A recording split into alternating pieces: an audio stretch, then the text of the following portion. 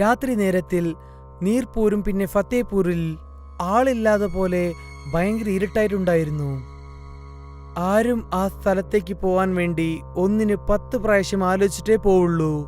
അതിന് കാരണം എന്താ വെച്ചാൽ പ്രേതം പന്നി. പ്രദീപിന് ഈ കാര്യം അറിയില്ലായിരുന്നു.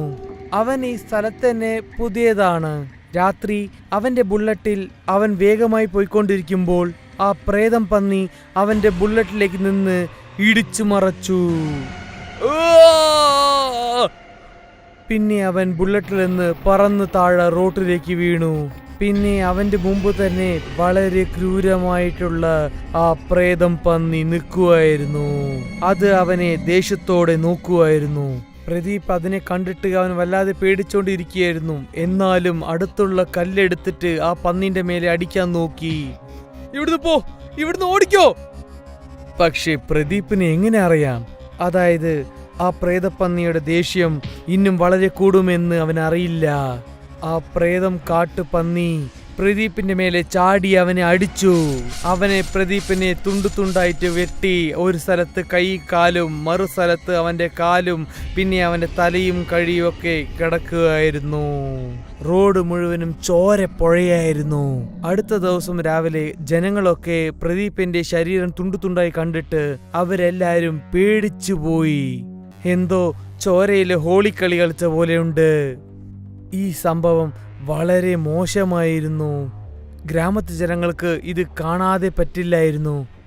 ഗ്രാമത്തെ ജനങ്ങളൊക്കെ ഒരു സ്ഥലത്ത് ഒന്നുകൂടിയിട്ട് പിന്നെ അവർ തീരുമാനിച്ചു ഈ കാര്യത്തിന് ഒരു പുള്ളി വെക്കണമെന്ന്.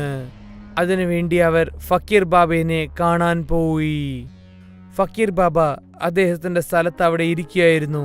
ബാബാജി, നിങ്ങളാണ് ആ പ്രേതം പന്നീന്റെ അടുത്തുനിന്ന് ഞങ്ങളെ രക്ഷിക്കേണ്ടത്. അതാരാണെന്ന് നമുക്ക് നോക്കാം.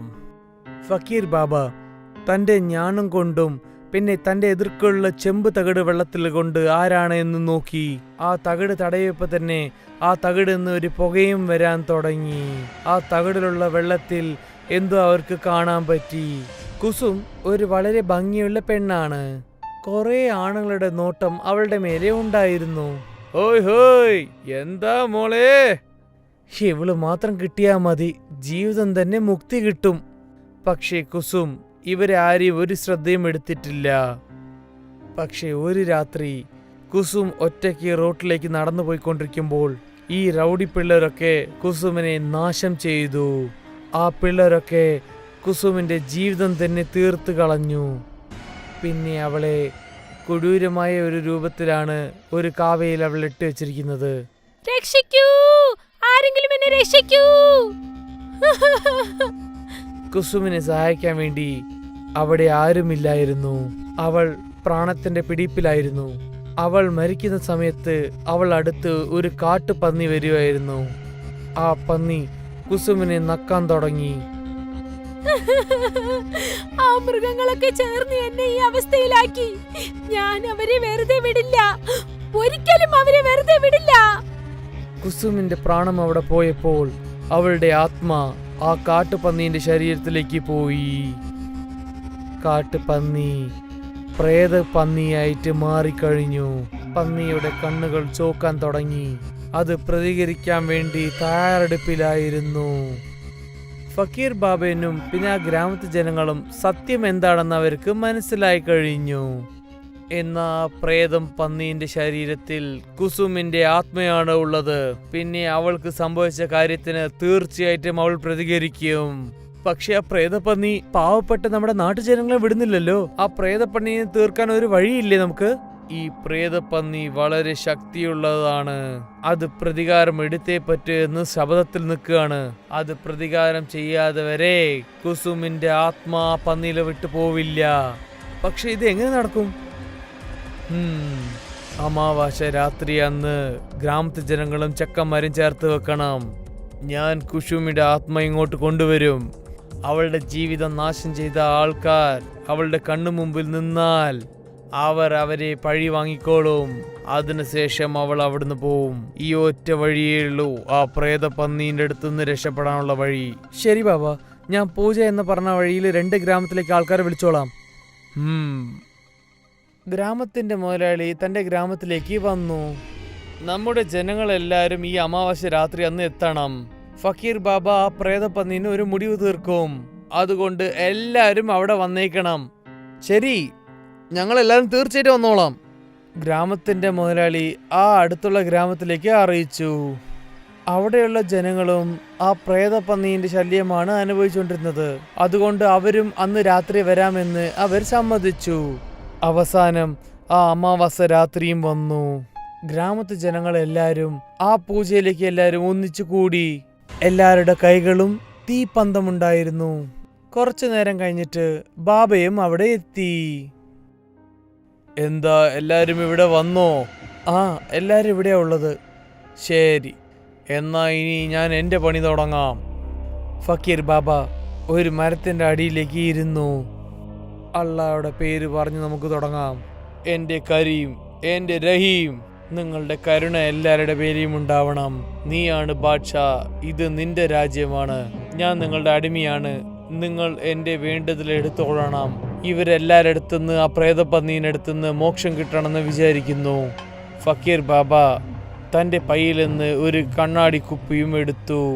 അതിലിരുന്ന് കുറച്ച് അക്തറും എടുത്ത് തൻ്റെ ശരീരത്തിൽ ഇത്തിരി തേച്ചു.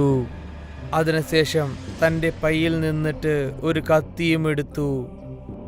കുസൂം, നീ എൻ്റെ മുമ്പ് വാ. കുസൂം. ഇത് പറഞ്ഞുകൊണ്ട് തന്നെ ഫക്കീർ ബാബ തൻ്റെ കട്ടവിരലിൽ ചോരത്തുള്ളി ഭൂമിയിലേക്ക് വെച്ചു. ആ ചോര വന്നിട്ട് ഭൂമിയിലേക്ക് വീണപ്പോൾ തന്നെ വലിയ ചുഴലിക്കാറ്റ് അടിക്കാൻ തുടങ്ങി. ശാന്തമായിരുന്ന കാട് തന്നെ വലിയ ഒരു കുഴപ്പത്തിലായി. പിന്നെ ആരോ വേഗമായിട്ട് ഓടുന്നത് പോലെ ശബ്ദം കേൾക്കാനും തുടങ്ങി. പിന്നെ ആ പ്രേതം പന്നി എല്ലാരും മുമ്പെന്ന് എത്തിക്കഴിഞ്ഞു. കുസും, എനിക്കറിയാം നീ ഈ കാട്ടുപന്നീൻ്റെ ഉള്ളിലാണ് ആവാഹിച്ചുള്ളത് എന്ന്. പിന്നെ നീയാണ് എല്ലാവരും കൊന്നതും എനിക്കറിയാം. പക്ഷേ മതി, പാവപ്പെട്ട ജനങ്ങളെ കൊല്ലുന്നത് വളരെ തെറ്റാണ്. പന്നി വളരെ ദേഷ്യത്തോടെ തന്നെ ഫക്കീർ ബായെ നോക്കി. നിനക്ക് നടന്നത് വളരെ മോശമാണ്. നിനക്ക് പ്രതികാരം ചെയ്യണ്ടേ? അത് ഞാൻ തീർത്തു വെച്ച് തരാം. ഇവിടെ നോക്ക്, 2 ഗ്രാമത്തെ ജനങ്ങളും ഇവിടെയാണ് ഉള്ളത്. നിന്റെ കുറ്റവാളികളും ഇവിടെയാണ് ഉള്ളത്. അവരെ നീ കണ്ടുപിടിക്ക്. അവരെ മാത്രമേ നീ കൊല്ലാൻ പാടുള്ളൂ. ഫക്കീർ ഇങ്ങനെ പറഞ്ഞ ഉടനെ ആ പന്നി ഗ്രാമത്തെ ജനങ്ങളെ നോക്കാൻ തുടങ്ങി. അതിലുള്ള ഒരാളെ അവൾ കണ്ടെത്തി. അത് കണ്ട ഉടനെ മുഴുവേഗത്തോടെ അവൻ്റെ അടുത്തേക്ക് ഓടി. ആ ആള് വല്ലാതെ പേടിച്ച് തന്നെ അവിടെ തന്നെ നിന്നുപോയി. ആ പ്രേതം പന്നി അയാളെ മർദ്ദിക്കാൻ പോയി. ആ പന്നി വളരെ വേഗത്തോടെ പോയി അവന്റെ ശരീരത്തിനെ കുത്തി കീറിക്കളഞ്ഞു. ഗ്രാമത്തെ ജനങ്ങളൊക്കെ ഇതൊക്കെ കണ്ടിട്ട് വല്ലാതെ പേടിച്ചു പോയി. അതിനുശേഷം ആ പ്രേതം പന്നി ഇന്നൊരാളെയും കണ്ടെത്തി. ആ ആളെയും വേഗമായിട്ട് ഓടി അവനെ ഇടിച്ചു മറച്ചു. പിന്നെ അവൻ മരത്തിലടിച്ച് വീണ് അവന്റെ തലയിൽ നിന്ന് ചോരയും വരാൻ തുടങ്ങി. പിന്നെ ആ പന്നി വീണ്ടും വീണ്ടും തന്നെ അവനെ മുട്ടി അവനെ കൊല്ലാൻ ശ്രമിച്ചു. അവന്റെ ജീവൻ പോകുന്നവരെ അവൾ മുട്ടിക്കൊണ്ടിരുന്നു. അതിനുശേഷം ആ കാട്ടുപന്നി അവിടെ മയങ്ങി വീണു. കുസുമിന്റെ പ്രതികാരം തീർന്നു. ഇപ്പൊ ആ പെണ്ണും പോയി. ഈ കാട്ടുപന്നിനെ നിങ്ങൾ കാട്ടിൽ വിട്ടേക്ക്. ഇവര് 2 പേരും ചേർന്ന് ആ പെണ്ണിനെ വല്ലാതെ ശിക്ഷിച്ചു. ഇവർക്ക് ഇതാണ് ശിക്ഷ. പക്ഷേ ഇനി ആ കുസുമിന്റെ ആത്മാവ് വരില്ലല്ലോ. ഇല്ല, അവൾ തിരിച്ചു വരില്ല. അവൾ പോകേണ്ട സ്ഥലത്തേക്ക് അവൾ പോയി. ഫക്കീർ ബാബ ആ സ്ഥലം വിട്ടു പോയി. അതിനുശേഷം ആരും ആ കാട്ടുപന്നിയുടെ വാക്ക് ആരും പറഞ്ഞിട്ടുമില്ല.